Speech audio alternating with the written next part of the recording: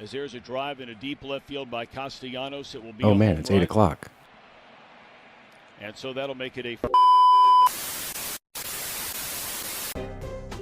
I don't need the spotlight. I shine just fine. Hi, I'm Karma, and yes, I am a bitch. BravBros. Good afternoon, everybody, and welcome back to another episode of BravBros, your favorite podcast from the bros for everybody, for whoever wants to listen. I am your co-host Steele Russell, joined as always by Shooter Magooter and a very special guest today. We have Kate Casey from Reality Life with Kate Casey joining us to recap a little RHONY and talk a little OC. Kate, how are you today? Good. Glad to see the Phillies hat. Oh, yeah. Glad to be back with my peeps. My KC hat is because my little brother just got drafted by the Royals. That's the only reason I wear this hat. Stop it. Are you kidding? Yeah, he went in the 18th round. So that's why I'm wearing this. For our listeners that don't know, Kate is a fellow Philadelphian. So she's shouting out Shooter's Phillies hat, but that's why I'm wearing this. Wait, just for a second. Did you cry your face off? When he got drafted? Yes.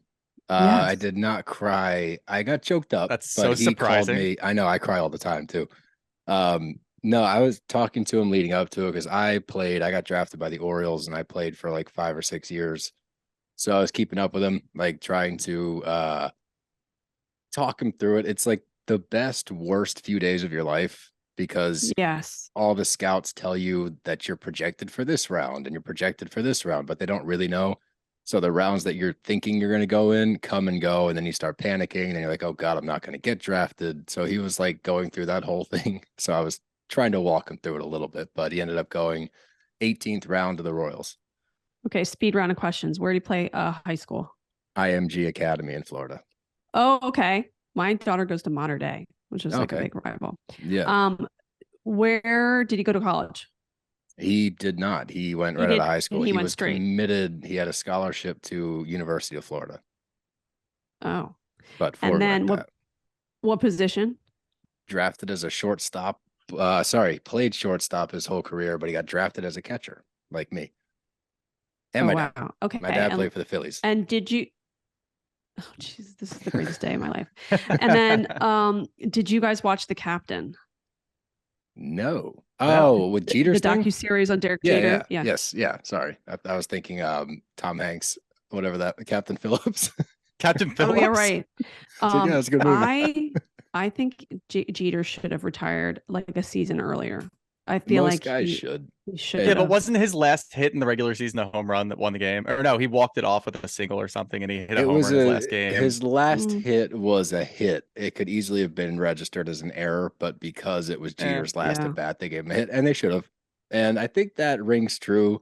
Welcome to Sports Talk with the BravBros and Kate. I think it rings true with most athletes that get to retire. Like a lot of athletes don't get the privilege of retiring on their own terms, but for most guys, they probably should have hung it up a little earlier. Brett Favre should have hung it up earlier. Michael Jordan probably should have hung it up like a year earlier. There's you can go through the list. They don't wait to. It's tough. It's all we've done our whole life. Last question is: did you guys watch BS High? BS High? No. Oh my God. BS High? Wait, you're gonna die. Okay. Are you familiar with the Bishop Sycamore story? Oh no, we didn't watch that one yet. Yeah, no, I watched the stupid University of Florida documentary, and I feel like they left out so much information. I was so disappointed. Exactly. Swamp. BS It was just High. like Urban Meyer support. Sorry. Yeah, it was.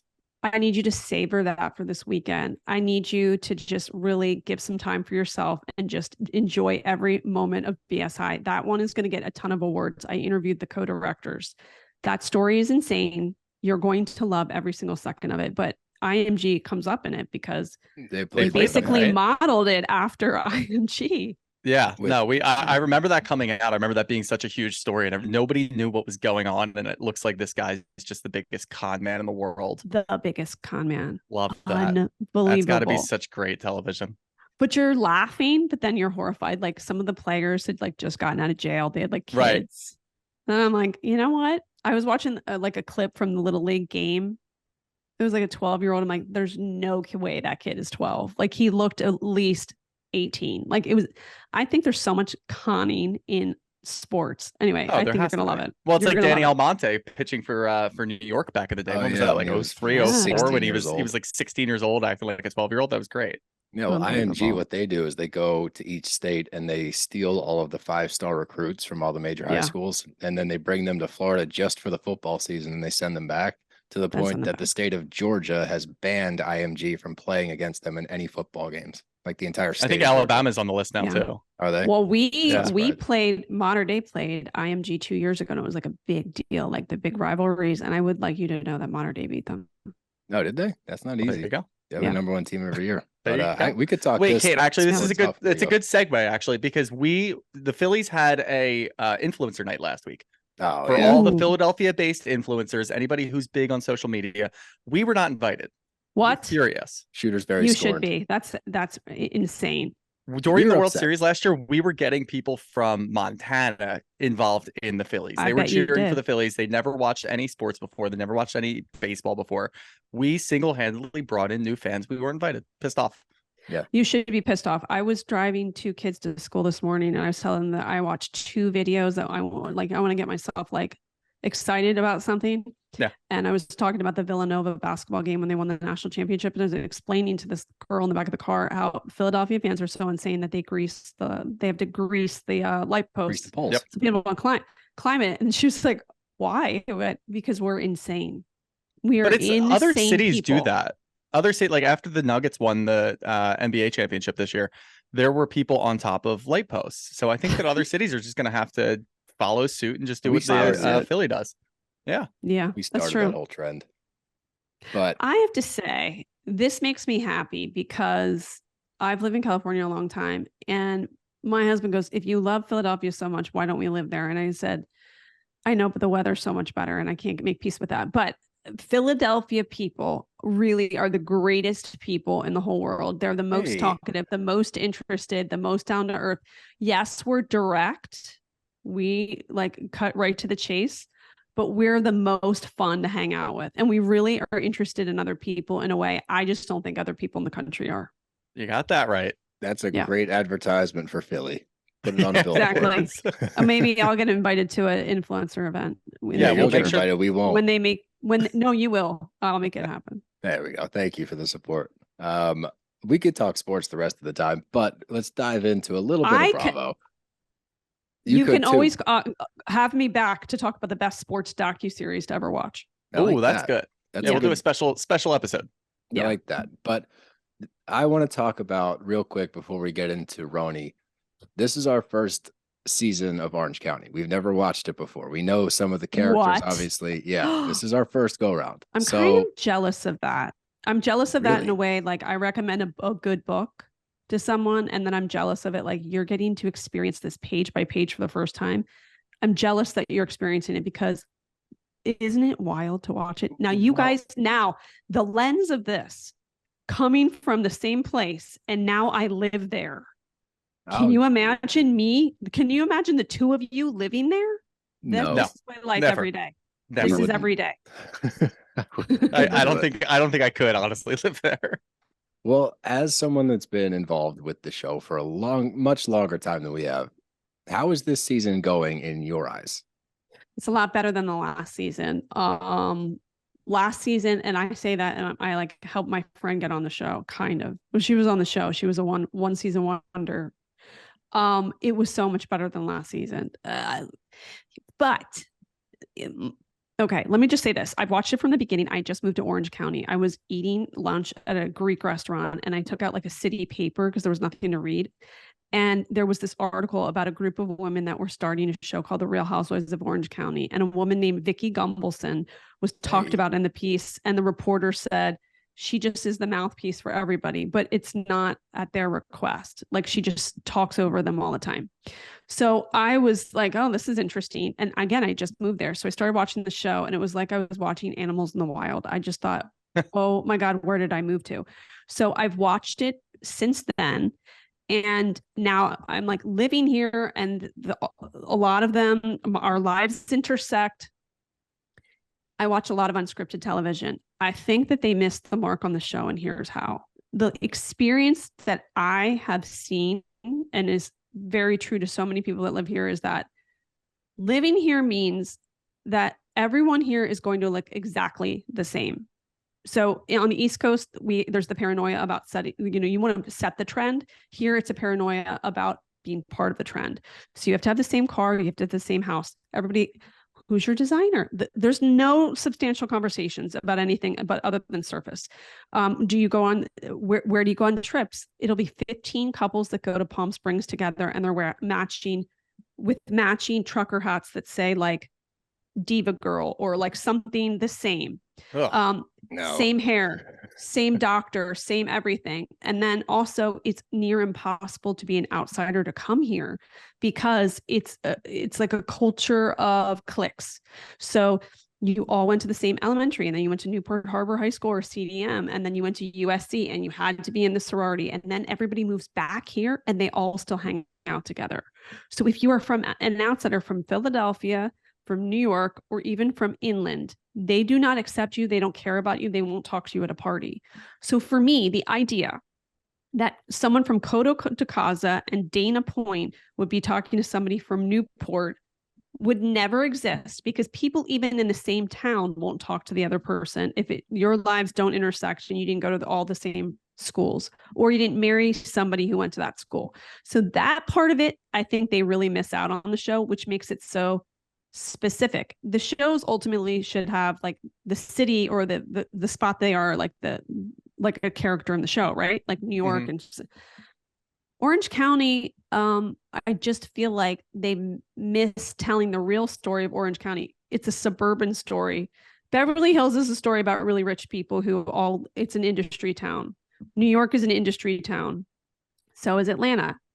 Orange County, the only industry here that's really prevalent is real estate, and it's a suburban story. So it should be a lot about women and their children in a way that I don't think you have to tell in Beverly Hills and New York. And this show, there are barely any kids shown anymore. And I think it's because most of the housewives have either divorced, and under the circumstances of their divorce agreement, they can't have their kids on, or their kids are way too old because they've been on the show for too long. So I think the show should be completely scrapped. And I don't like people to lose their jobs. I'm not saying like they all should be fired. I don't know, make something else up on the side. But like it needs to be a fresher story. And also in Orange County, there are all these little pockets. So even like the coastal city, like Newport, Corona del Mar, Laguna, like there's a certain, like the area I live in is very like surfy, like surf people, like they're not like dressed up all the time. Right. But then you have Corona del Mar is a little bit more pretentious. Crystal Cove, where Heather lives, is like a lot of international money and a lot of outsiders. So they're trying to like look the part, and they'll have like labels. Laguna Beach is total surfer. Then if you go inland, it's really diverse. So that's the other part of the story they don't really tell, is like there's so much diversity in Orange County, but they only choose women that kind of represent this one area. So those are the things that I kind of think that they miss. Yeah, I think that's a good point. And I think that kind of rings true for a lot of the things. Like Steele said, this is the first time that we're really diving deep into this. We notice a lot of that up front, where we say, one, it doesn't look like a lot of the women are actually friends. They're basically just co-workers. And when they start talking about each other and each other's secrets and relationships, it hits way different, because this isn't a friend talking about your relationship. It's somebody that you're kind of loosely acquainted with that's talking about something that's very serious in your life. So we kind of dislike that. But we also like to talk about how bringing in kids kind of humanizes them. Yeah, we can humanize it, and then we can kind of grow a little closer to them. And on OC specifically, we don't get a lot of those moments. So Steele and I don't really find a way to get attached to these women. We're trying to find different instances that kind of ring a little bit more true for us and make us feel a little bit better. And we're not getting any of that. I agree. I think that maybe scrapping it would have been a better call, but I think they wanted to bring it back 1 year. And obviously the timing with RHONY coming out with a whole new cast, you can't do two main shows with a whole new cast. It looks a little weird. So they probably want to see what RHONY looks like first, and then bring out a new cast for OC. But then did you hear the scoop about Atlanta? Yeah, the B. Scott thing. No, that's going to be very probably going to do it. I think they should have done. I've said for a long time, like, you need new stories. I get bored by the same people. It's like I said here, what's weird, like you go to a party and there's an outsider and they don't even talk to the outsider. I'm like, aren't you bored talking to the same people all the time? I feel that way about Housewives. I'm like, and no disrespect to some of them, but I'm like, I know your life. I know the lens through which you look at life. I know how you react. I want to be surprised. I want to pull back the layer, and I think I think Housewives has become stale in that way. So I think they should do it for each city. I think that's a really good segue into the new RHONY reboot. And we have been enjoying it. I've really been enjoying it. How about you? What's your take? Do you like the reboot? Do you think they're doing it the right way? Or are you more of the OG? No. I like the reboot. I like it because, again, same thing. Like, I was bored by all their stories a long time ago. And I also think, like, especially post-COVID, you have to tell the modern story of those cities, right? Yeah. So, the old legacy, it was like basically all white women. New York is one of the most diverse cities in the entire country, if not world. And you need to tell really interesting stories. And I'm going to give you an example. Like, I just had interviewed Jessel. That interview's on Thursday. Ooh. So when we're talking about it, about aspects of the show and her life, you're looking at it through a completely different lens than had you talked about the same issues like fertility or marriage with somebody who's been on the show for so long. You want like a new and modern take on it. So in Jessel's case, I was asking her about her marriage because, as you've seen, she shared that she and her husband had not been intimate for like, I don't know, a year and change after the birth of their twins. And some of the women were horrified. Well, then in talking to her, I started to ask her about her parents. Now, her parents are from moved from Kenya as part of the diaspora to London, but they're originally from India. And she said from like this specific area in India. And I asked her, oh, did you ever see the Indian Matchmaker? Because I was watching that show and I noticed a lot of the single couples are from that area. And she said she had just seen that and noticed that in too. And then it led to a conversation about how her parents were part of an arranged marriage. Well, then I'm like, wait a minute. Their idea on marriage is totally different than an American. An American's idea of marriage is like you marry the person that you're super passionate about. And then it's sometimes like nosedives, right? After a couple of years, or you have to work at it. But in an Indian marriage, they're looking at it as the long game. Like you marry somebody who you can see a friendship with, and then the passion sort of develops over time.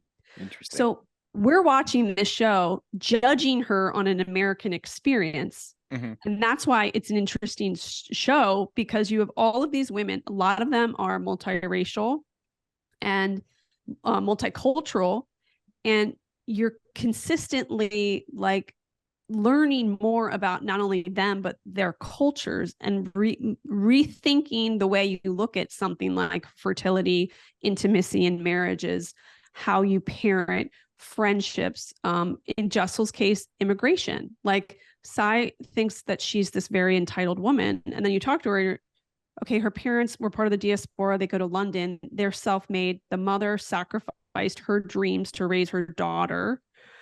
She moves to the US when she's 22. She just gets shelter from two uncles, not like monetary support, and is self-made. She's not entitled. She's probably having a really unique immigrant experience, especially as a woman and a woman of color.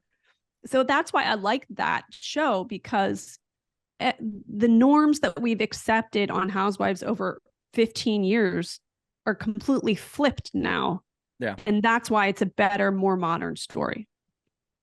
Yeah, I think that's pretty much that's the direction that Steele and I wanted Bravo to go into. You really have to show something that's going to appeal to the modern generations. You can't keep going after the same thing where it's old white women that have a lot of money and they buy a bunch of things.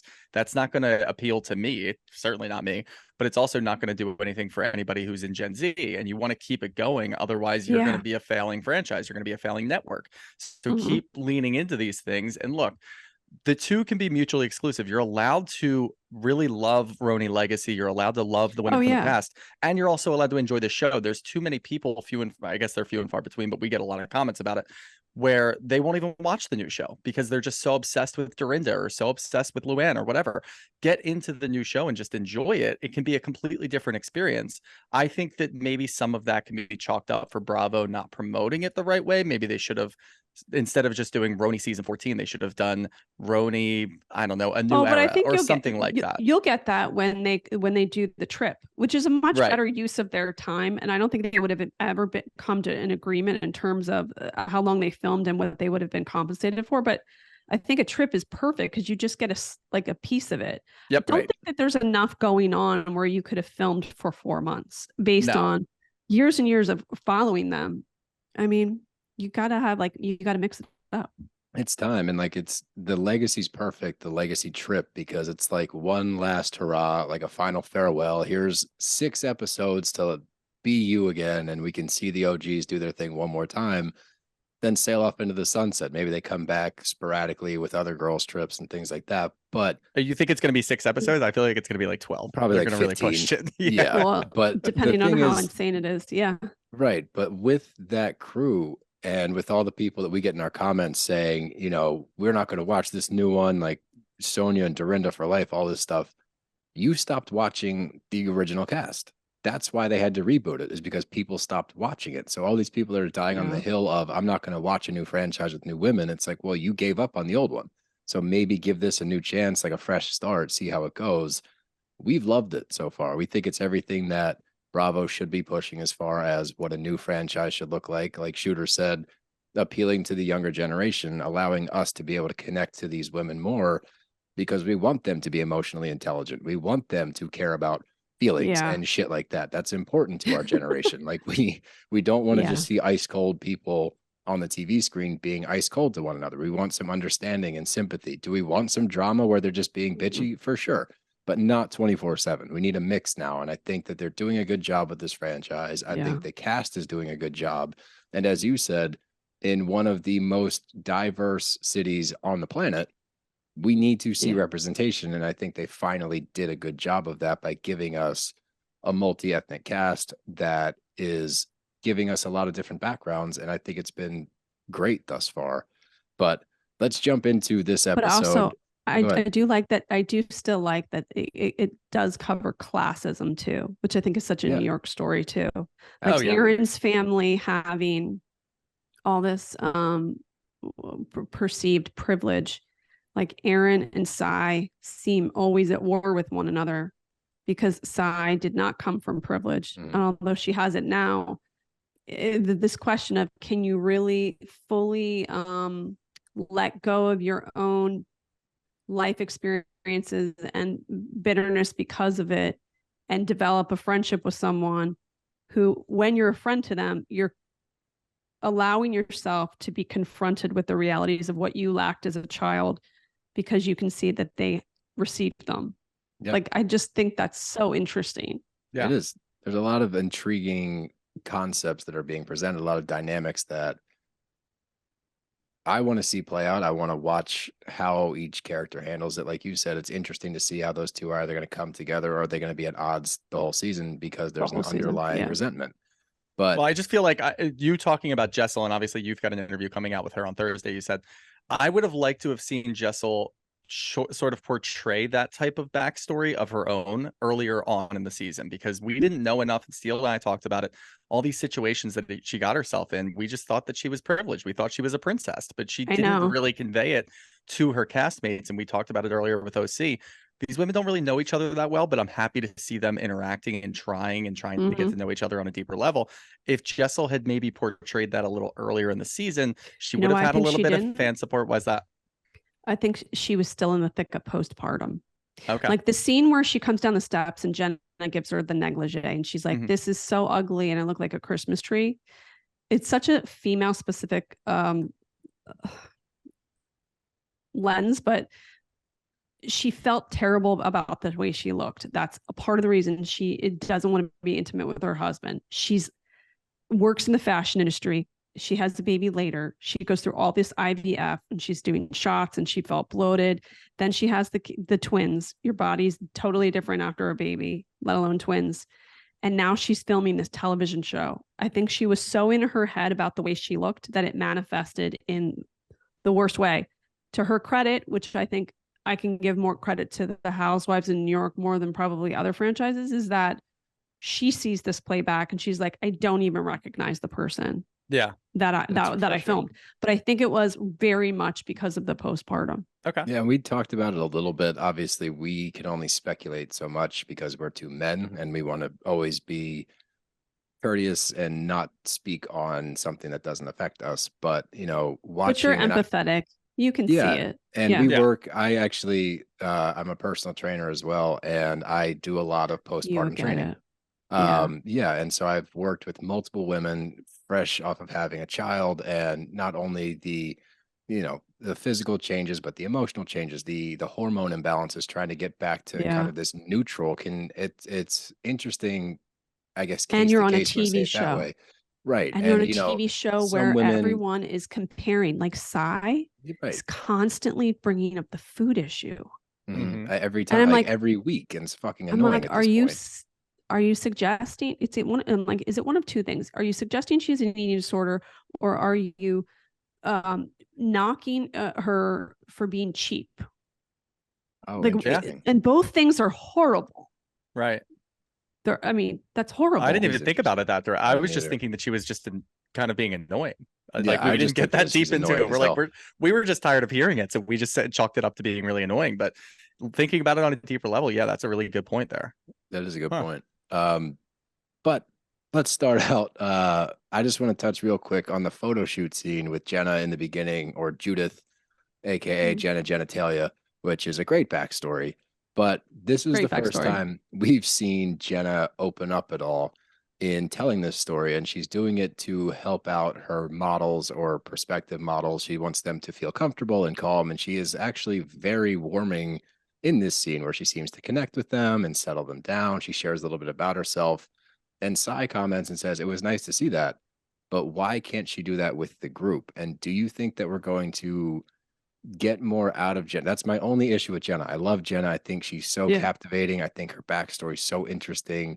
She's fun to watch, but we're getting to a point now where it's like, I need more. I need to dive into her life more. Yeah, we heard you just broke up with your girlfriend. That's got to be tough. We're still not getting into it that much. So do you think we're going to get more out of Jenna or Judith? I do. But you know this, that sometimes extroverts at first are the most like charismatic, but then you get in a one-on-one situation and it's all about them. But conversely, sometimes people that are awkward in groups are actually the most fantastic in one-to-one conversations. They're the most warm and open. I think Jenna is a kind of person that it gets rattled in group situations, and it's going to take her some time to get used to that. I think she's much better when she feels like she doesn't have to entertain a full room. It's just not her comfort zone. So I think I've interviewed her before the show, actually, because she had a show on HBO Max, and I thought she was really interesting and quirky. And I think sometimes if you're quirky and a little socially awkward, it could take you a minute to get used to the cameras, get used to being part of an ensemble. And because of that, sometimes the audience just takes a minute to kind of understand your quirks. But ultimately, I think historically, Housewives, those that are the quirkiest are the most beloved. I think that's a good point, but I get worried sometimes that she's not going to come out of her shell to this group of women. And before she does that, before she even gets the chance, you're going to have people like Sai kind of giving her shit for not coming out. And in that instance that we saw with her at the rehearsal, she's talking to a stranger and sharing information that she hasn't shared with Sai, hasn't shared with the rest of the group. So I get kind of worried that the rest of the group is going to kind of condemn her for doing something like that, not opening up to the group, but opening up to a stranger. It could be an age issue. That's a good point. She's like, I don't feel safe. Maybe I don't have any commonality, or I need to see. Plus, it's interesting too, like Sai ripping on her in this episode, like about having all the products, like, oh, it's, a collaboration, when Sai's actually an influencer. If you're Jenna, maybe you're like, some of the things you do, you're not very warm and open. You're like looking for a mistake I'm about to make so you can rip on me. Right. So I don't know. We also just She's saw the one Sai that was last the outsider episode. too. She was the outsider. They were all kind of pulled in by 2 or 3 friends. I interviewed the executive producer, Lisa Shannon, and she said that it really was one woman in particular that had kind of like pulled them all together. And then, of course, when I asked Jessel about, was it Lizzie, the girl who never made it to air, or Priya, this other woman? And she said, no, it was this other woman, Savannah. So I think there are all these people in the sidelines that kind of brought them together, but I still think some of them are in the beginning stages of like, who are you? How do our Growing lives pains. intersect? Yeah. Right. Yeah. And I think we'll see a lot of that as they get more comfortable with, because as we know, the housewives, yes, they're real people, but they also play a character on the screen. Like they're played up a little bit. So I think watching them navigate as far as how they want to present themselves on the screen, we'll see that sort of take shape this season. And then next season, I think I we'll know, see but that's them. what sucks. Yeah. You know what I mean? That's a good point. Because that is too, it's like, this is such a great period because this is truly the most real. authentic version of themselves. Right. Mm-hmm. Before And they then start second faking season, they're gonna have all these people in their ear going, you should really lean into that. Yep. And then they're in their heads all the time. But They're trying to hopefully rebrand Bravo- themselves on camera. Yeah, hopefully they can continue to keep it as genuine and authentic as it has been. I think that's why we like it as much I as don't we think do. it's Bravo's fault. I think it's the cast person's I agree. fault I'm because saying I'm hoping the Bravo people in can- their orbit, you know what I mean? They're Yeah, like, no. like their friend from college is like, oh my God, girl, I hate that other girl. Don't ever, like when you're in a scene with her, don't talk to her. And it's like, too much No, noise in that's their a good head. point. Are your subscriptions draining your wallet? The average person has around 12 paid subscriptions, and they might not even remember subscribing to half of those. If you have no idea just how much you're spending each month, you need Rocket Money. It's this great app that tracks all of your expenses so you know exactly where your money is going. Seriously, think of how many free trials you've subscribed to that you probably never canceled. That's why I'm such a big fan of Rocket Money. Rocket Money is a personal finance app that finds and cancels your unwanted subscriptions, monitors your spending, and helps you lower your bills all in one place. Most people think they're spending $80 on their subscriptions when in reality the number's closer to $200. When you're signed up for so many things like streaming services you use to watch one show or free trials for delivery you don't use, it's so easy to lose track of what you're paying for. With Rocket Money, you can easily cancel the ones you don't want with just the press of a button. No more long hold times or annoying emails with customer service. Rocket Money does all the work for you. Rocket Money also lets you monitor all of your expenses in one place, recommends custom budgets based on your past spending, and they'll even send you notifications when you've reached your spending limits. With over 3 million users and counting, Rocket Money customers have saved an average of $720 a year. That's a lot of money. Save that money, go on vacation instead. Stop paying for subscriptions. Stop wasting money on things you don't use. Cancel your unwanted subscriptions and manage your money the easy way by going to rocketmoney.com/BravBros. That's rocketmoney.com/BravBros. rocketmoney.com/BravBros. What's up, bros? Fall is right around the corner, and HelloFresh is here to help you plan for the busy season ahead. With tasty dishes delivered to your door, simply choose your recipes and pick your delivery date, then lay back and enjoy the last days of summer, knowing that your dinner is covered. Does it seem like your family is hungry like all the time? Add snacks and sides and more to your weekly HelloFresh order. Just simply shop HelloFresh Market and take your pick from a curated selection of over 100 add-on items. Look, I go to the grocery store a lot. I'm a private chef. I have to shop weekly. It's annoying. I hate the grocery store. I know you guys don't want to go to the grocery store. How much better would it be to have a box of fresh ingredients delivered to your door with a recipe included? Are you kidding me? It's like a dream come true for me. I don't have to get takeout anymore. I don't have to cook more for myself and think about what I want for dinner after I've cooked all day for clients. Now it's all there for me. It's fresh. The recipes are inventive. They're delicious. I'm a huge fan of this. I wish I'd started using HelloFresh earlier. If you have not tried it, now is the time to try it. It's so easy. I scoured each box. I looked at each ingredient, made sure it was fresh, up to par, and guess what? It all was. This is like a chef's dream come true. I don't have to think about anything. The recipe's there for me. I just throw it all together at night. It's quick, and guess what? It tastes great. So stop going to the grocery store. Stop Googling a bunch of random recipes. Stop trying to figure out what you're going to eat for dinner tonight. Let HelloFresh pick it for you. And like I said, you can add items on. You can get snacks. You can get the good stuff. You don't have to go to the middle aisles of the grocery store anymore. You can just pick it on HelloFresh. Stop going to the grocery store. So when you're ready to make the switch and you're ready to try it out, go to HelloFresh.com/50BravBros and use code 50BravBros for 50% off plus free shipping. That's right. You get 50% off plus free shipping. There's no reason for you not to do it. Go to HelloFresh.com/50BravBros. Use code 50BravBros for 50% off plus free shipping. That's a good point. But let's move on to the next scene I want to talk about. We got Erin and Abe breaking down the party. And we have issues with two other women. We have issues with Brynn, and we have an issue with Sai. Now, the Sai thing with the food, I'm sick of it. Whether it's genuine, whether there's something behind the scenes that we don't know about, it's just coming off as bratty. It's coming off as annoying. Like you have an issue with food everywhere we go now, and we've had multiple different types of food. She keeps highlighting the fact that they were passing around pigs in a blanket at this event. I am 100% positive that the only food there was not pigs in a blanket. There was other options there. Come to find out, she's also a pescatarian, which means that if you have a Sai's a pescatarian. She said that in the last episode. So if you have a specific diet. She must have grown up in a house where you had no food options. There was either no food or they could only afford certain foods. And I'll be interested to see how that unfolds if she kind of unravels that a little bit. Like that seems to be her biggest trigger.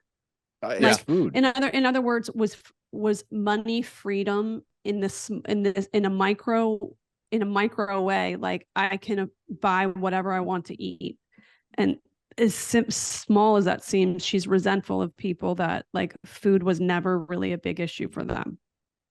If that comes out to be the reason behind it, that would be, I want to say that will vindicate all of the complaining about food, but honestly, I don't think it will. I don't want to hear, it's just rude at this point. Yeah, it's not a full vindication. It's definitely not full. Right. It's just, okay, there's a reason for it, but it's still annoying. So just stop. I would appreciate that there's a reason. But the bigger issue isn't that she was complaining about the food. The bigger issue is just that she didn't say goodbye. I mean, that's really all it is. That's what it boils down to. You left an engagement party. You didn't say bye. Everybody was walking over to Erin as it was. Just reach in and just say, hey, I had a really long day. I had to go to my kid's musical rehearsal or whatever it was earlier. I'm a little tired. I'm going to grab something to eat it on the way home. I'll see you later. This is a beautiful party. Bye. Boom. Done. It's just rude. I mean, that's really what it boils down to. She's going to Nobu. Well, it doesn't matter. You can go have a full meal if you want to. Just say bye. I do an Irish goodbye all the time. The Irish goodbyes are fine at different events. Like at the bar, I'll Irish goodbye my friends all the time. Yeah. But at a specific, like you don't leave a wedding without saying you're bye. You're right. Yeah, and not to mention, and we say this all the time, you're on TV, you're on camera, you're mic'd up. She's gonna know that you left early. She's gonna know that you left because they're serving piggies in a blanket, and you think this party sucks. That's what it always baffles me, and I know that they're not supposed to register that there's a camera in their face, but come on. That felt so evil and targeted. It's like, are you trying to say she's cheap or that like she's got these eating? Like it seems really mean. Yeah. But either way, the party looked great. Like it was it boring at times? Yeah, we both agree no more than 2 speakers max. And both of those, if you have 2 speakers at an event, they both need to be able to play the room without staring at a phone the whole time. Funny. I firmly believe 1 speaker only. Yeah, the speaking thing was awful. Like, unless you memorized it, don't stand up there. No one wants to look at you read off of a phone. And nobody cares about your little side stories. At weddings now? Are people doing that at weddings now? Oh yeah. Oh, People yeah. have like full like 5-page essays that they have written up. It's on their in the phone. wedding, and they're scrolling through their phone. On their Yep. phone. Yeah. This And should then be you get banned. mad at the fact that people are talking on the side. It's like people don't care about the fact No, that they you don't. and this random person they haven't met shared a story back in high school one time. No, they No don't one care. gives a shit. And it just, it Nope. is what it is. So that, we did a public service announcement to our last episode. No more than 2 speakers, and it should only be 1, honestly, because no one cares. Yep. But the other thing Yeah. that we have an issue with is Brynn. Now, when I watched Brynn Mhm. flirting with Abe, I had an issue with it. I Mhm. thought it was way too much. It's over the top. That's separate from the fact that you're at their anniversary party where they're about to read Mhm. their vows. I think that would have been too much in any event. But but as a woman, what was your take on that scene? I think that people have given her a pass for far too long. Like they're almost like normalizing it. Oh, she flirts with everyone. She flirts with the waiter, with the We see that with later in the with the episode. They physical say that. trainer. Yep. Remember the physical trainer? How would you have handled that if a client was like that over the top? If It's somebody was uncomfortable. moaning while doing kettlebell swings, I'd be like, time out. Not only don't that, know, just the one in like- the Hamptons Yeah. too. That one first. She was then all over this that guy. episode. We heard Mhm. this. I would have a conversation. I'd be like, if this continues, I'm not comfortable training you. That's Right. not why I'm Yeah. here. I'm here to make you feel better, feel healthy, feel strong. That's my job. My job's not to make light of sexual jokes with a female Mhm. client, especially considering I'm married. Like, no, that's not appropriate just because it's a gym setting and you think it's funny to like fuck with the trainer. It's not funny. It's disrespectful to me. It's disrespectful to my wife. It's disrespectful Yeah. to my profession. You're making light of my job by doing that Sure. because it's like, oh, haha, I'm going to flirt with the trainer because like, oh, he's the trainer. I'm gonna make a sex joke. No, it's not okay. And, So and that then bugged me. also, like, at what age does that stop? Like, if that was like your thing in your 20s, like, when does it end? Are you going to be like a 60-year-old woman doing that? Probably. I I Yeah. just think feel it- like people like just For Brynn specifically, accept yes. it about her. Like, I- oh, I- that's just the way she is. It's like, okay, but it's like an asshole move. Yes, is, it people did is. accept it, and I think you're allowed to say yes, that's exactly who she is, and then also have an issue with it. You can say Yeah. that it's too much and it's kind of annoying to see on screen, and it's getting to the point that it's very disrespectful, as we see with Abe, which was incredibly disrespectful. So, It was. I don't know, and she always tries to downplay it. Sometimes she apologizes, but usually she just downplays, and everybody says that's just Brynn. Let her go. Like, we don't have to. No, you Mhm. don't. You can have an issue with what she's doing. And my issue with, I feel like Erin is totally justified in being upset with both Sai and Brynn. But when we see later, I think she was and we're- also I think she was also embarrassed because it was happening around her family. Right. yeah, I mean, I forget the agree. cameras for a second, but like around her family, she's like, because clearly they're not like super tight friends. Maybe she's like, they're probably like, Erin, you brought these lunatics here, and this woman is like completely hitting on your husband. What is wrong with you? yeah, no, I, and I did have an issue with Erin's sister going over and telling them to quiet down, Yeah, but shut up, everybody Kelly. else was talking during that. Like, no, she just wanted her like couple of seconds of fame in there. That we could call that out right away. You thought that? Yeah. I thought that about our mom. Her mom seemed. Her mom was she I was thought like the mom very just wanted to disappointed. chat. Zsa Zsa Gabor. Like, hey, are those the Yeah. cameras? Yeah, But I Where's like my that. light?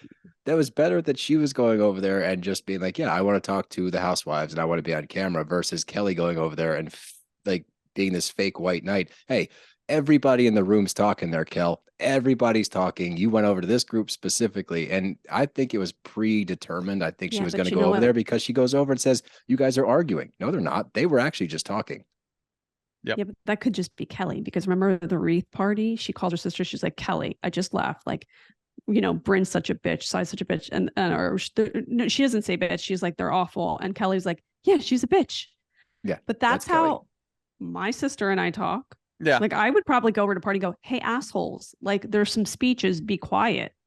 But I think but like when the women whole in the room's Northeast would do doing it, that. They Yeah, but the whole definitely room- would, but the whole room was talking, and we could see that. So she could And have this gone is over to any speech group number and she 12. Well, I singled think them because out. she knew that this was going to be on television, her sister would be like, I looked dumb. Like they Yeah. embarrassed me. If the cameras Yeah. weren't there, I don't think they would have cared. You're Yeah. on Kelly's team, I guess. We're not. No, because I'm probably Kelly.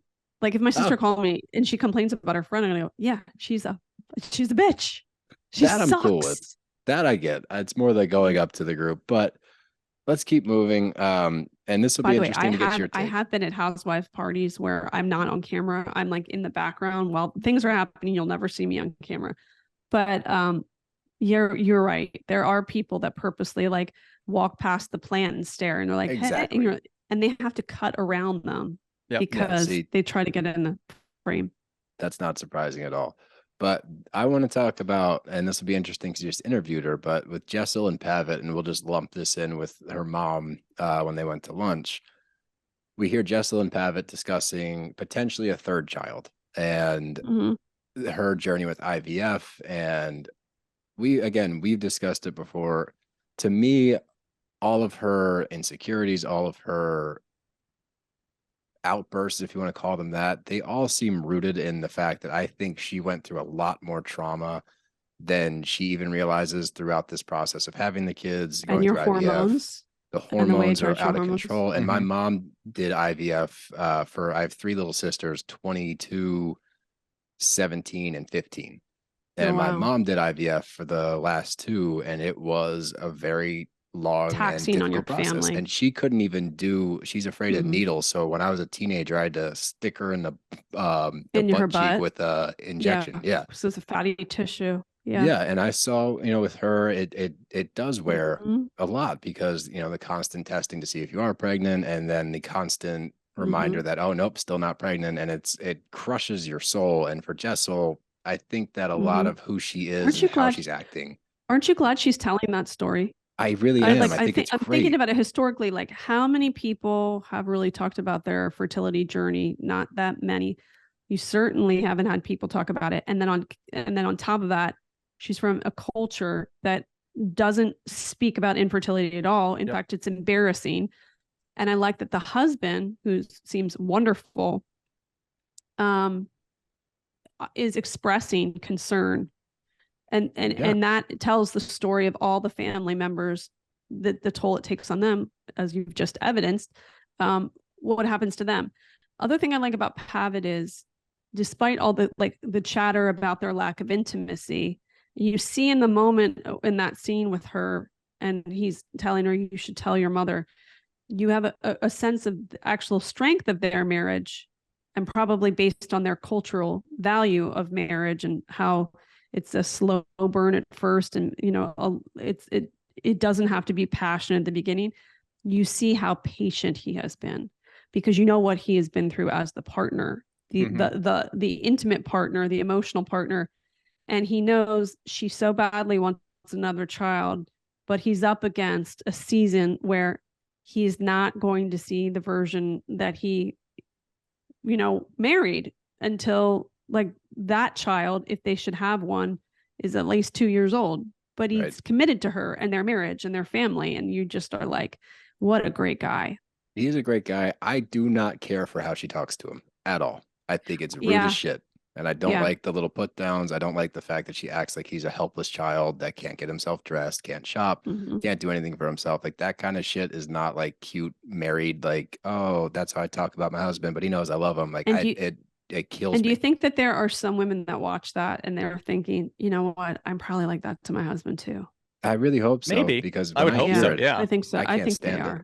Like it's not fun to. I thought that I thought that their dynamic was way better in this episode, in particular, just because they were talking about something that really affects the two of them. Yeah, and not just other things. It wasn't just little quips like at him for dressing weird.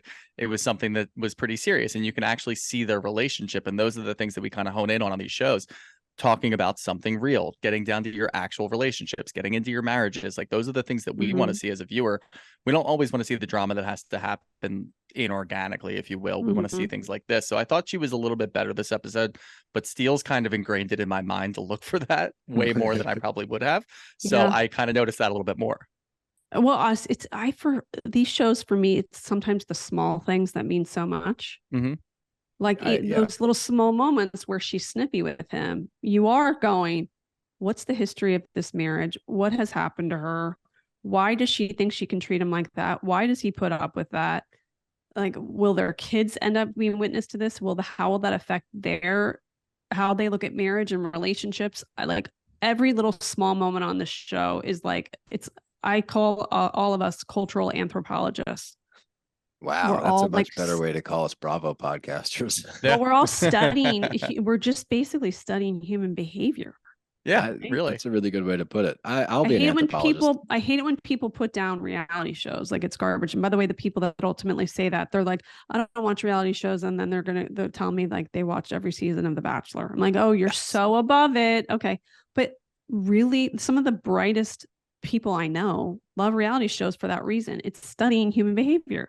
Yeah, Well, it's also the super people interesting. that put it down usually watch sports, but they can tell you what's going on in the off seasons and what this NBA player is doing on social And media that's human and who behavior he's hooking too. up with and what's going on with his kids. So yeah, it's the same thing. It's just a I different don't thing. I see so many parallels between sport. I mean, clearly I cover a ton of sports docuseries. Yeah. To me, it's sometimes the greatest sports docuseries are just like a Housewives, because you're just learning someone's personal story and how the intersection of that player with another player's life and what makes those two connect more. Like, I just interviewed Mark Sanchez about Quarterback on Netflix, and I was asking him about like what it's like to be a quarterback and the stresses that you have. And he said, one of the craziest things about being a quarterback is in that moment, in that, like that right before that play, you would have to know all the different plays, your own plays. You have the screaming fans, you have the pressure of the fans at home and your coaches. And you also have to know how to diffuse anxiety in the other players right before a big play. You have to know them all so well and what their picadillos are and what motivates them, and just know them so well in order to make a great play. And I was like, yeah, it's like so much like watching shows about dating or ensemble shows like Housewives. It's all like fine tuning your ability to read another person. Did you ask him about the butt fumble? That's exactly what I was thinking. I knew what you were thinking over there. He was so sweet. I was like, I'm not going to be a buzzkill. I was What also about the gonna hot say, dog on it's the interesting sideline? he said all of those things and he was never good at doing any of those. I'm sorry, Mark. Come on, Steele. He was so nice. You know, he was interesting too. He said that he was recruited to play quarterback. He was like playing a totally different position and was like at a camp. And this coach was like, you really should be a quarterback. And he's like, what? Oh, that I coach don't is know. the play. It made me think of like all these kids that are like training to be quarterbacks. And that here's Mark Sanchez. He was like playing a totally different position and then, was wildly pretty successful. Cool. Yeah. I don't like Mark Sanchez. We're talking about RHONY, I think, right? Yeah. Yeah. I like this. But I think to your point, the parallel, we do it all the time. We can draw so many parallels between the sporting world and the Bravo world. Like their contracts, true crime. Oh, yeah. People who watch reality show watch true crime that watch sports docuseries. That we all watch the same thing. Yep. We're all like, what happened? Who was that person? What predated the incident in order for that to happen? It's all the same mindset. 100%. That's why it's funny when people get on this high horse that, oh, reality TV is trash. It's like everything's trash and we all love it. That's why we watch it. But let's keep moving. With Brynn and Gideon is the next scene that we get. And Gideon, I want to marry Gideon. Wait, by the way, what does Brynn really do for a living? I don't know. Idea. She just shows up Not places. the slightest idea. I don't believe this marketing job. Like, oh, that's what she claimed. I didn't even know that was her title. I don't know what she does. What? She just seems to walk into rooms and then everyone has the same reaction every time. Oh, here comes trouble or something along those lines. That's how she enters the room every time. People react. Gideon genuinely seems like a prince, and I want to marry Gideon because he's extremely charming. Not me. Oh, I will. He seemed like a Tinder swindler to me. Yeah, Tinder swindler is a good way to do it. I mean, when she was reading that paragraph and when she said it was a really nice paragraph, I was going through siphoning through all these unsolicited dick pics and canceling everything out. And then I saw this guy who said, "Top of the morning to you. Do you want to get a spot of tea?" I thought he was a really nice guy. Like, no, that sounds awful. That was very Why cringy. does she get all these dick pics? Like, what is she doing? Like, she said she was beta testing Tinder or something, I think, and that's how it happened. But I don't know if that's exclusively to her. We have a lot of friends from high school in our friend group that are females, and UDPs, unsolicited dick pics, are an epidemic. I don't understand it. The world is that's crazy. You didn't know this? Well, I've only received one in my entire life, but then I'm like, I'm probably not the one they would send them to because I've like, kids and stuff. Like if you're a girl who's like, I don't think it really matters. Bars and stuff, maybe. Maybe they would know. I go, you're gross. Like why? No. Deep into the psyche of a man. If there's a woman there, why does a man think a woman would like a picture of any dick, let alone a strangers. Why? I have No never idea. sent an unsolicited dick pic. I never will send an unsolicited dick pic. I don't understand. To It's your weird. credit, Like, no what do they woman. expect? We're going to put it in a frame. We're going That's to what put it, I'm make it our profile picture. Nobody looks Yeah, at it's a a background dick pic. and goes, "Oh, that's attractive." Like, let's be real. Like, it's Not not one an attractive person. appendage. Nobody, and that's fine. We know, No, we understand no. it as men. It's okay, but don't be like, what the fuck are you gonna? What's the goal of an unsolicited dick pic? Like, What is the what's goal? That end is my game? question. What are they gonna look Yeah. at and go, "Oh, let's hang out tomorrow"? Like, come Yeah, over like, are you immediately. busy tomorrow? Would you like to meet my parents? I feel like we have a future in front of us. Yeah, Yeah, so I'm it's glad really that we weird. could school you on unsolicited dick pics. They are, yeah, they're running Wow. rampant. They're a real problem. Mm, They're a real problem. But Jeez. let's keep going. I appreciate Between it. that and people reading on the phone, I've just like, what? At Yeah, weddings? they're one and the same, really. It's the same. Because I've same aged thing. out of that. Second weddings, I think, are still like a good 10 years away from me. But I get invited to a lot of baby showers, not weddings anymore. Yeah. Well, next People baby do shower, speeches read a at wedding speech on shower your or phone. baby showers. I feel like they do No, posts. no, but I'll tell you why you don't want to go to a baby shower is like you sit around, first of all, the worst food. And then you sit around and watch somebody open gifts, which like, who wants to watch someone else open a gift? And it's dumb gifts. Like, oh my God, you got a bottle warmer, which is, A by the way, baby no one should have a Bjorn. bottle warmer. It's called a microwave. Just heat it up, weirdos. Yeah, it's so boring. You play dumb games. Let's guess what's in the diaper. I mean, it's so boring. I hope that your You know what friends I that did? have I baby had- showers listen to your show and hear you talk about this. Well, I will tell you this, 5 children I've had, I had like a party, not a baby shower, karaoke, and everyone was wasted. Oh, There you go. that's That's a way to do good it. I love call. karaoke. Yeah, see, Because if I'm going to be going through this torture of not being able to drink for 9 months, why should you? Yeah. Why should you go through the torturous experience? Well, it's not torture, but not being able to have cocktails. My first baby shower was held at a gay bar in DC. It was like late at night, and I sang a duet to the Dirty Dancing soundtrack, which was like so which weird. I one? don't know if Which someone chose song? it. Time The in my one life. at the or whatever. end, time of my life, and I was lifted into the air. I was 7 months pregnant. did the as if lift? it, the The end. Swayze lift? Yes, and I was yes, and I was Wow. 7 months pregnant. Yeah, Wow. that's how I roll. There's a lot You of wanna raw party with strength Chris involved in Cowgirl. that. Really, You know what I mean? really glad they didn't drop you. Yeah. You would be very surprised how it's fine to work out so late in your pregnancy. You wouldn't Oh, be I know surprised, but that. I trampoline jumped my 4th and 5th child right up into the end. Interesting. I wouldn't recommend Yeah. that one, but if they, No, it was totally fine. It was actually really comfortable because the pressure, the trampoline was like really very comfortable at the end. Wow. oh, that's Just like interesting. bouncing on one of a ball. It's like the same thing. Interesting. Maybe I'll research. to try that it a little out. bit. You got to implement that Shooter for will- your clients. I'll practice it on Shooter next time There we you go. record. But let's keep cruising. We're almost done this episode. But the scene with Jessel and her mom discussing IVF finally and opening up to her mom, this scene was probably my favorite Jessel moment. It felt the realest. It felt like I was finally able to, and I don't know if she feels the need to put on this like tough exterior to be defensive amongst everybody because of her backstory, because she's an immigrant in New York, because I don't know exactly why she acts the way that she does all the time, but to see her break down that wall and have this conversation with her mom, really open up and discuss how this affected her, why she was afraid to tell her mom that she's been carrying this secret for a really long time. This is by far my favorite Jessel moment. And I hope that this is kind of a diving board to leap further into actually finding out how she ticks instead of just getting defensive and being mean. But do you think that this, and obviously you have more info because you've talked with her, do you think that this is a turning point for her where she's going to start to kind of settle in as a housewife? I don't know.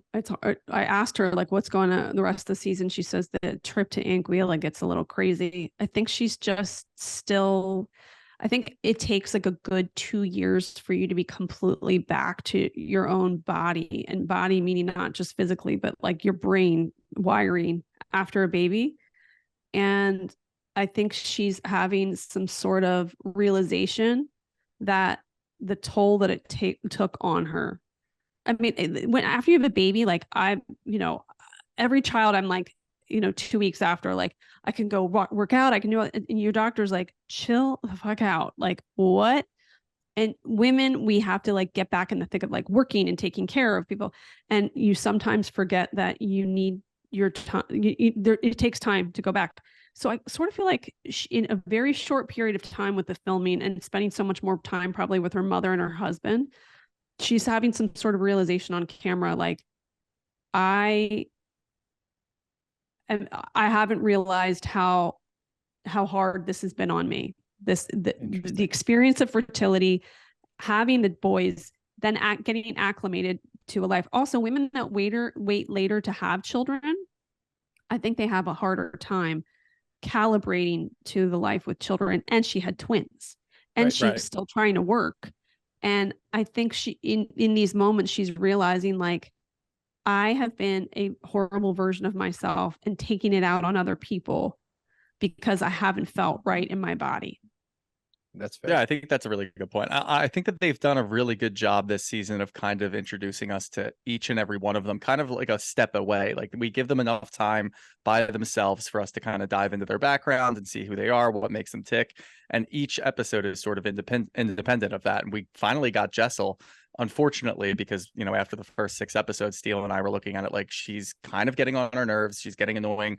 We don't know what makes her tick. We can't figure any of this out. Now we get her to finally sit down. And like you said, to her having this realization on camera is awesome. I mean, it's beautiful to see something like that. It's refreshing too, because Housewives historically has been like presenting this woman like she is 50 years old and she's had a bunch of kids and she has a plastic face. And I just prefer more of this, which is like having children takes a toll mentally and physically. Mm-hmm. And now on top of that, I have to nurture the relationship with my partner, and I have to somehow figure out how to make my own income, be an independent person, and feel like I have built a life that my children can be proud of. Mm-hmm. And I feel like they're telling a better story by showing the layers of difficulty that is for women, especially women who choose to have children later, versus the prior imagery, which was like I just had a baby, I have a flat stomach, I have like a face that looks like it's been facelifted. And, you know, my dick husband, like he's an asshole. And now it's like, you know, these are women that are really multi-layered, but I love that Jessel and her husband are showing that they're putting the work in to make their marriage work versus like, that asshole, and he left me for a younger secretary. The trope is like, I think it's too old. Played out. And I'm glad they're moving into something that's a little bit more relatable. More real. I think that kind of goes with what you were saying about, are there women that are sitting out there watching Jessel and Pavitt interact saying, do I talk to my husband like that? Am I kind of an asshole? This is that on like a greater level, like seeing what she's going through and her kind of coming to terms with that, talking to her mom, who really has no idea what any of this is about, and she's completely foreign to the whole thing. And by the way, I felt like that too. Like I can be an asshole to my husband too. I'm sure a lot of people, like, it's the end of the day, you're exhausted. Your day started at 6. You have not only all these kids to navigate their school, their schedules, their medical care. Then you have a job on top of it. Then your husband comes home and he's like, hey, can you come over here? And like, you know, they want affection or just attention, and you lose your shit because you're tired and you're like, I don't have a fucking ounce to give another human being right now. And it only is with the gift of being on a show like this, where you are actually confronted by the way you talk, that you can go, I'm an asshole and I got to work on my marriage. That's pretty impressive that it is. They can look at that and make changes. And I think they help a ton of people in the process. That's pretty cool. Yeah, that is. I agree. And I'm sure some people probably wouldn't agree with that. Some people like to watch these shows just because they can turn it on in the background and like laugh and get mad about things and not have to feel any real feelings. Yeah, that's cool too. I'm okay with that. I get that. Just be honest with that. If that's why you dislike something, then say that. Don't say it's annoying and I can't relate to these women, because what they're doing is trying to be relatable. It can be entertaining and introspection. Yes. Introspective too. That's what's so great about it. We're really, really getting into it. Same thing with sports docuseries like BS High. You're going to go, what I'm so excited the to watch hell that. is going on? At the same time, you're going to go, sports, like you're gonna be like, if I have children, I really gotta like be realistic with my children. It's like that's the best and unscripted experience, is if it takes you on that roller coaster ride. You Right. want all those things. It's like umami burger. You want all of the taste, like in the whole experience. Now we're talking. But let's finish this up. The last scene is the wreath making party. And the highlight of this one is we finally get Erin confronting both Sai and Brynn at the same sit down. And this is what pisses me off. And I'm not the biggest Erin fan. Erin has taken the most shit this whole season, between the house in the Hamptons, the food at the party, people leaving her. Like, she has had to deal with a lot of nonsense, and I think that she has rolled it off of her shoulder fairly well. I think she's pretty good at moving on and being like, that's fucking like annoying, a true but whatever. New Yorker. Yeah.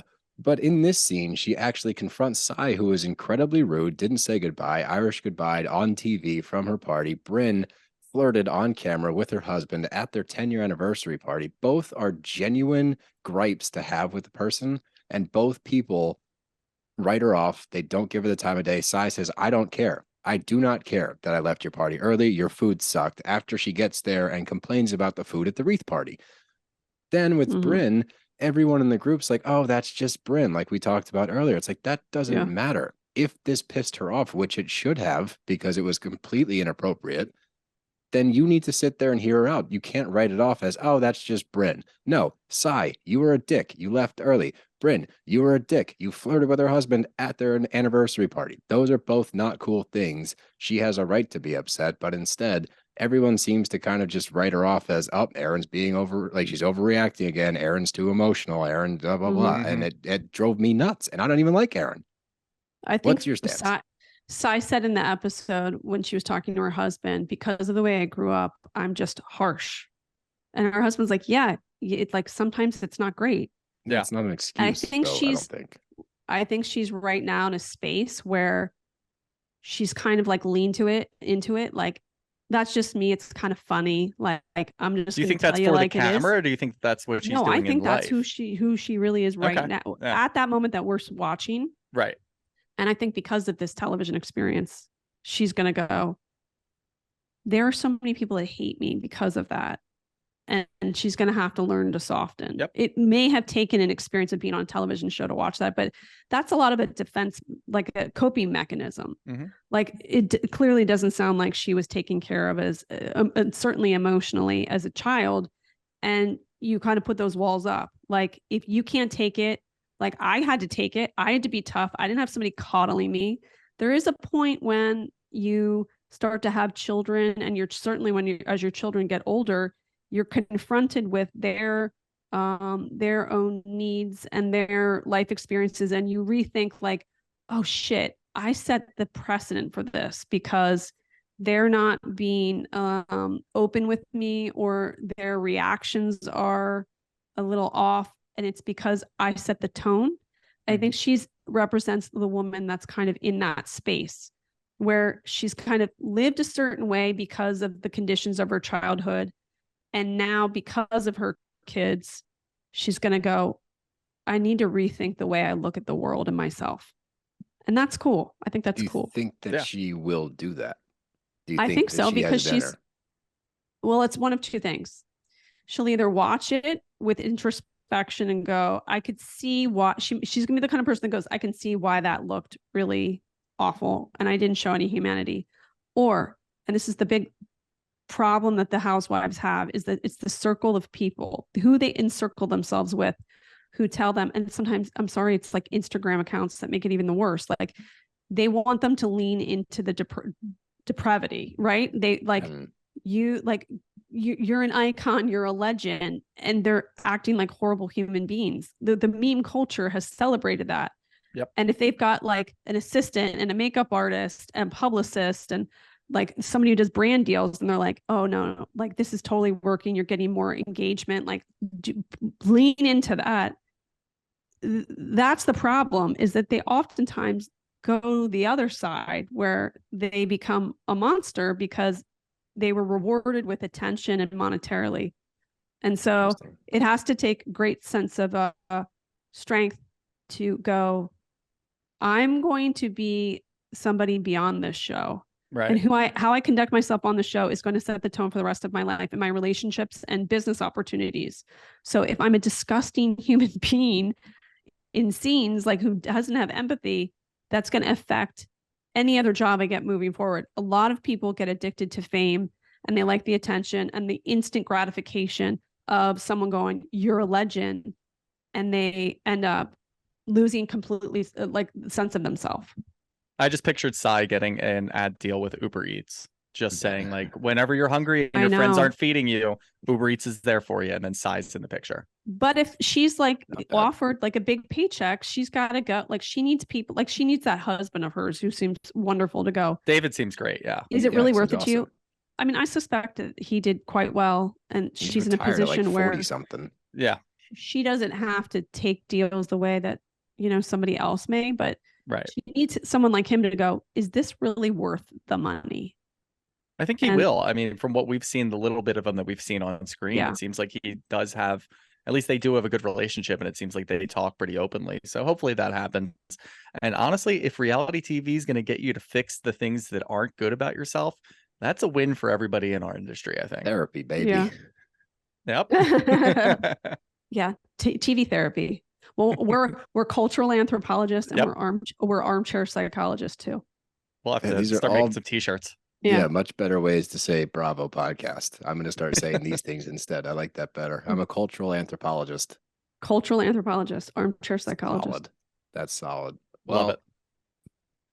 That does it for the episode. As far as with this, and then we'll wrap it up, but with this reboot being quote unquote successful, I understand that the numbers aren't quite there yet as far as the ratings go.